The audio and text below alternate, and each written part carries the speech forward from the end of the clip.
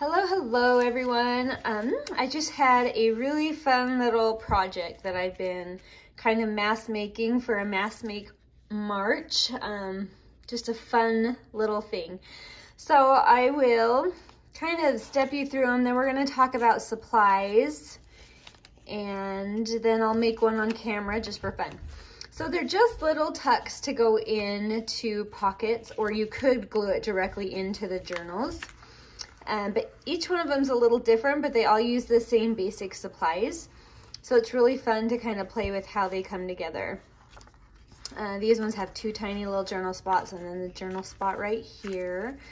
And they close using this method, which is the one that to me is the hardest to close, but I won't worry about closing it up too much because we might peek back in there for more details later.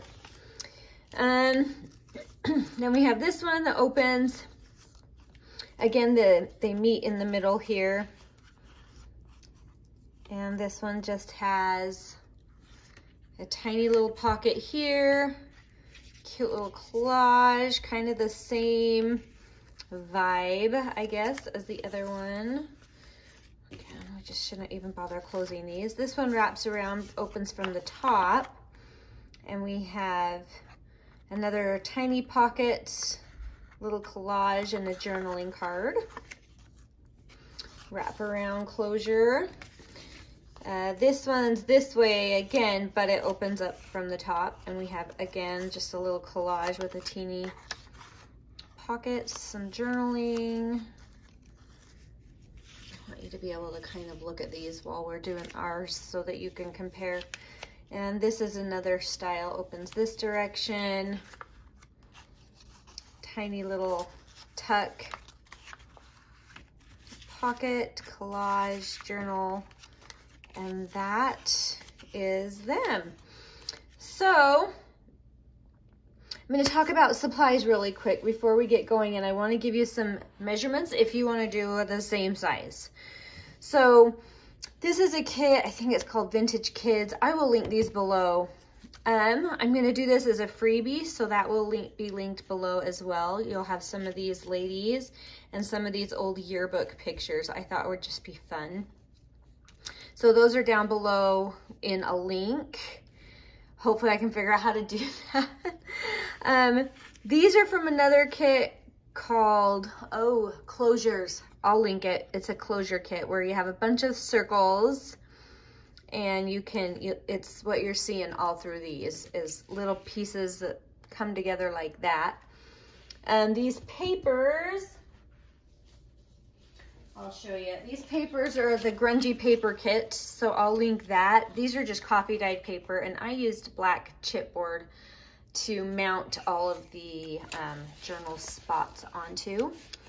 Now, I'm going to tell you how I cut the papers. You can obviously do it your way, but I'm going to leave this here if you want to take a picture or copy it down. But for the patterned paper, I laid it the landscape direction, and I did one that was 4 1/4 and then 2 that were each 3 1/4. For the black, it was portrait, and then I did a big long strip of 3 3/4 and 2 7/8, and then there's a strip of scrap. That will go toward another project someday. The coffee dyed, I did one sheet, I did 2 strips of 3 1/2, and then I did one strip with 3 that were 2 1/2 each. And so you'll notice they all get a little smaller. So these will go together. The 3 1/4 here will go with the 2 7/8 and the 2 1/2. And the 4 1/4 will go with the 3 3/4 and the 3 1/2. And I'll show you what I mean by that by showing you right inside here. So this is from the skinnier one. So this is 3 1/4 wide. And then here, the black one is 2 7/8 wide. And this one down here is 2 1/2. It doesn't look 2 1/2. Oh, it is. That's 2 and it's a little more. I must have done a little more than 2.5. This is more like 2 3/4. Maybe this isn't one of the skinny ones. Let's see. Oh, here's the skinny one. That's why. That's closer. I don't know what I've done. Anyways, just whatever strips you do on your paper, just make sure that you're getting a tiny bit skinnier on the black and then the coffee dyed. And that way, it won't matter. You can cut them whatever size you want and it will work. So first you're gonna cut all of your strips. So I have some that I didn't end up using in this make, and I'll just kind of show you what that looks like. Here's some of my wide strips. There's some skinnier strips. And then here is the wide black paper. See how it's a little skinnier? And the wider coffee dyed paper, but it's a little skinnier than the black. And then on the narrower strips, we have the black that's a little more narrow, and our coffee dyed strips, it's a little more narrow than that. Okay, then you just play. So you can see on some of these, I just grabbed a strip, and I used the full strip almost every time. Not every time, but almost. And then I just, for this one, I wanted it to come up, and I wanted this to overlap that flap. But on this one, they actually meet right here in the center. So you can kind of play with how they land. This one overlaps. This one meets directly in the center. You'll see this one meets off center. So you can kind of just play. This is the one I cut down because I wanted a tall, narrow one. So I actually just trimmed some off of the paper. And anyway, really, really fun, really, really easy. So, that was a long explanation. Let's make one. Okay, I wanted to do another one that overlaps. So here's the paper that I picked for it. I'm using the full width of the 8.5 by 11 papers, because remember, these ones we cut across. And I want that to be the top flap right here. So we're gonna go ahead and just get started. The thing I love about this is you get to totally use up scraps. Because you're gonna find cute, fun little bits, and a lot of it is neutral. So you can just use these bits interchangeably from one project to another, and then they all still look very cohesive. So it's really fun and kind of a fun little challenge to try and use as many of the scraps as you can. So this was just another one I had used and ripped earlier. And I'm gonna use that as a scrap here. Now I'm deciding which type of enclosure I want, and I think I'll do it just like this. So this will kind of be a pattern for me. This is from one of the closure kit's tabs, and you'll notice I rounded every corner because otherwise it would have been upside down, and I didn't want that. So I rounded all the corners. It's gonna come here. Notice this one comes all the way to the bottom. So you can really just get creative and make anything work for you. Because I'm punching a hole through it, I can go ahead and, where was I going? Oh, just glue everything on. I don't need to worry about waiting and punching and then cutting later. It just can go on. Glue it all on there. And then I'll use my Crop-o-Dile to punch the hole.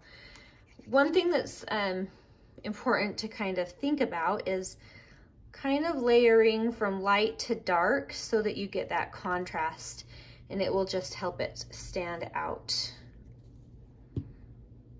which is fun. But these are just so fun to play with. Oh, also I was gonna say, keep in mind, circles you do not want to be cutting by hand. So I have a collection of various size hole punches. 5/8, 3/4, 7/8, 1 inch. And I think I've used all of those for this punching out the holes on these. But also I wanted to show you, if your hole punch isn't exactly the right size, it's fun to have a tiny white border on some of them. So for example, on this one, I left that white border and it just adds another layer, which is fun. So I would rather have that than try to go through and do it all by hand with circles, because it just, I hate it. I don't like punching circles. All right, this is just gonna come right here. I'm just playing. These are little stamped bits from another kit. I'll try to find them and post it. It's an older one, but I love having these tiny little, they are just one of the handiest things to have around for kits. Okay, Crop-o-Dile. So I'm going to eyeball this. I have not been very successful eyeballing these. Just a heads up. It's hard because you can't see that bottom. So there you go. That was as good as it's gonna get.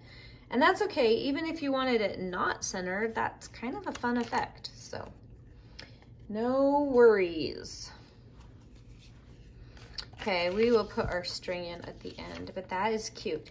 So on my last one I did, I kind of didn't like having, you can see this, and I thought it would be fun to add something up here, but we are gonna have a string. I forgot about my string. So we probably need to get that string in place first. Let's do that. I didn't think that all the way through, and that's part of the fun too.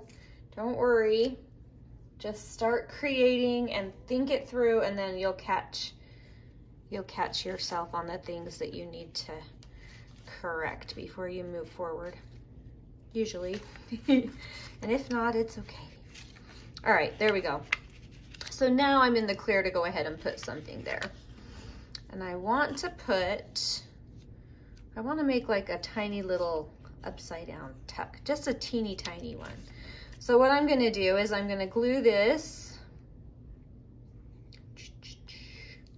I guess I should probably ink that a little bit, because I'm just gonna layer that right here, just so it gives it a layered effect, just for depth, and because I have the scrap and it makes me happy to use up my scraps. Okay, this side's good and this side's good, but I'm gonna have to trim that other side to the right width, thus creating more scraps. Ha ha ha. All right, so this is gonna come right here. I think I'm gonna go ahead and glue it down. Oh no, I can't, because I'm making it into a pocket. So I need to cut that first. But this is literally the process I did making all of these, is just going along, figuring it out, playing as I go, and having fun with it. So now I can turn that into my pocket. I won't be using a big section of this as a pocket because I didn't want to interact with this. So I'm actually only going to use a little tuck right up there. So I'll show you how that's going to work. And I might just come in here and do a little bit of glue right there, which would be a good idea because it'll hold that little guy in better. Just a teeny little guy.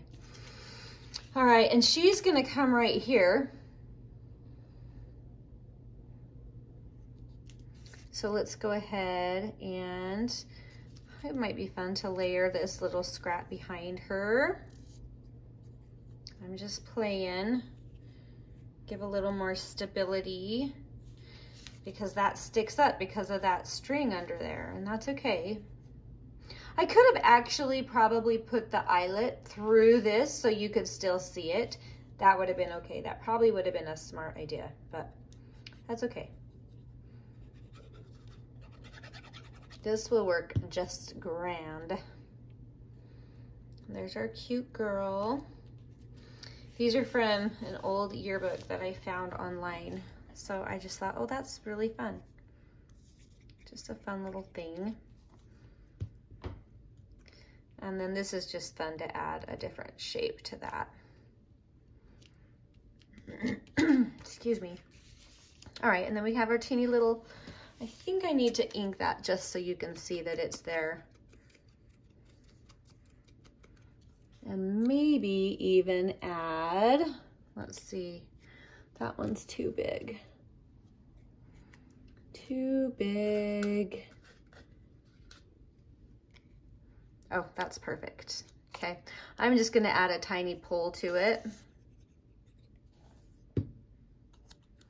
just to make it a little more obvious that that's a tiny little adventure waiting to be had. Okay, so we have a tiny little top tuck there.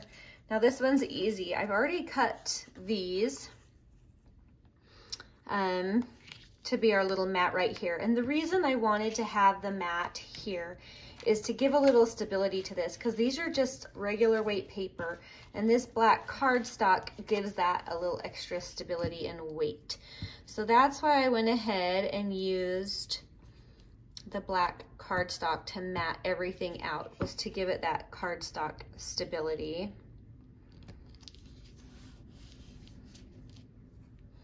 Oh, just a second. I'm gonna be in the way for 2 seconds. Ooh. There we go. I keep running out of battery. My phone must be getting old, but I wanna make sure you can see what I'm doing. All right, there we go. Then I gotta decide what beautiful side, oh, I love them both, of my coffee dyed paper am I gonna use. Oh, and you know what I had decided? Too late. I was gonna turn this into a giant pocket right here too, but I just glued it down. That's okay. But I did think that would be a fun little spot to do a little tuck. I was gonna tuck this back in there. Oh well, maybe next time. Okay, let's see. Oh, I have one more. This is really fun because I just had this scrap from another one, and I'm gonna just set it right here for a little corner tuck.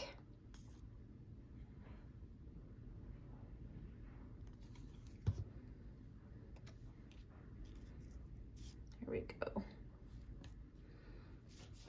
And then these, oh, I should tell you these other supplies I'm using. A bunch of these little bits are these tiny mini ephemera pack from Tim Holtz. Let me, oh, I'm trying to get them out of the way so you can see. Snippets, teeny ephemera pack. There's lots of tiny little goodies in there that work really good for something like this and match the style. So I'm just gonna layer this. It's just gonna be a journaling card on the back. But I thought with her cute black and white photo, I wanted to have another accent with black and white.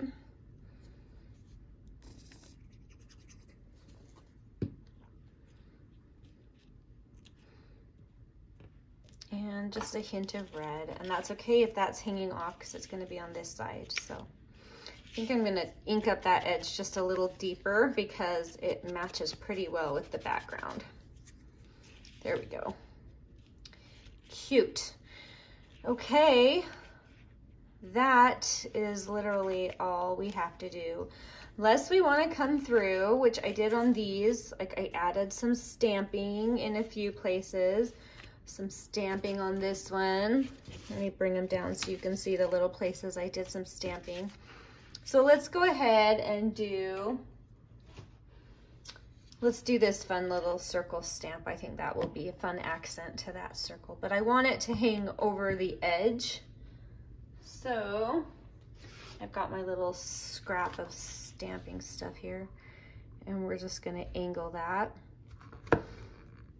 Just there, oh, cute. Now, I think I wanna do something with red, just because I have this little bit of red. Oh, you didn't even see that. This little bit of red. So maybe right here would be a fun spot to put like a number or something. Let's just do this little number.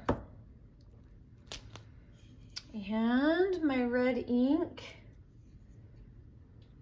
I've been crafting now for a minute, and of course my desk is an adventure now. All right, let's do some red to accent this. And since this is on this side, I'm gonna put my number on this side because it just will reflect back. See how it does that? Just kind of draws your eye and leads you down the page. All right, I'm happy with this. Oh, my daughter's home from school, yay. All right, so that one's done. I think I'd like a little something right here. Maybe another tiny little red piece would just be fun that would peek out like so, or maybe we'll do it on this side to accent that one. We'll go ahead and do that. So really it's just a chance to use up a lot of things and just play. So, I mean, dive in and get creative and have some fun. I'm wondering if I want just one more little red bit up front. Oh, that's cute. Let's do that. I think I just need to barely ink the edges there. There we go. And I have a hard time knowing when to say, okay, that's done. It's good. Okay, it's good. We're stopping. So anyway, this is a really fun project. Again, if you want those measurements, I'll set them right here. I don't know how accurate they are now that I've tried to measuring that other one out. Maybe I used a different ruler before. Oh goodness. Anyway, so just the point is you get about a 1/4 inch smaller every time. And the black paper can be a little bit more than that smaller. Does that make any sense? Anyway, so we can just run through these. We have this cute one, and there's probably a bunch of other ways that you can put these together using these fun different closure ideas and just playing. I should say I saw the cutest video from Tracy Fox, I believe, doing some fun closure. So I'll try to find that and link that as well, because that was really inspirational for me. That made me think, oh, I want to do a mass make using some fun things like that. So anyway, that is what I have done. I hope you love it. I hope you decide to jump in and create your own and just play and have fun with it. So that is it for today. I'll try and remember to get everything linked for you down below. And I hope you have an amazing day. We will talk to you later. Bye.